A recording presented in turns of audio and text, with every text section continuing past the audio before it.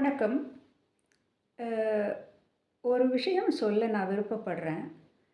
என்ன அப்டின்னா, இப்போ 60 வயதுக்கு மேற்பட்ட பெண்கள் கூட விவாகரத்து வேணும் அப்டின்னு சொல்லி கோர்ட்டுக்கு வர்றத நம்ம பார்க்குறோம்.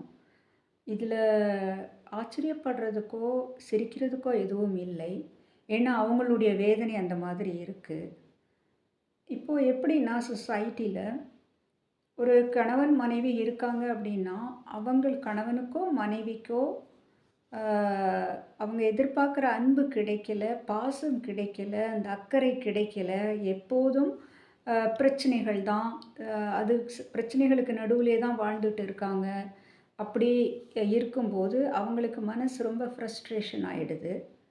அப்புறம் குழந்தைகள எடுத்தா, குழந்தைகளும் கிட்ட இருந்தும் பாசம் கிடைக்கிறதில்ல. அவங்கவங்க வேலைய பார்த்துட்டு போறாங்க. ஸோ, இதில நீங்க என்ன பண்ணலாம் அப்டின்னா, உங்களுக்கு வெளியில எங்கேயும் நீங்க பாசம் தேடக்கூடாது. உங்களுக்கு பிடித்தமான உங்க நண்பர்கள்ட்ட, ஃப்ரெண்ட்ஸ் கிட்ட பேசுங்க.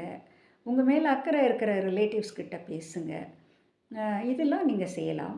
ஆ இத தாண்டி வெளியில வந்து யார்கிட்டயும் அந்த பாசத்த வந்து நம்ம எதிர்பார்க்க கூடாது. முடியவும் முடியாது.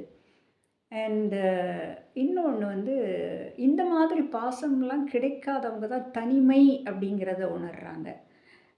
ஸோ இன்னொன்னு இருக்கு. ஒரு பாசம் கிடைக்கக்கூடிய இடம் இருக்கு. அது கடவுள். நம்மை படைத்தவன் நமக்கு கண்டிப்பா பாசத்தை கொடுப்பான். அதனால நம்ம அத ட்ரை பண்ணி பார்க்கலாம். நன்றி.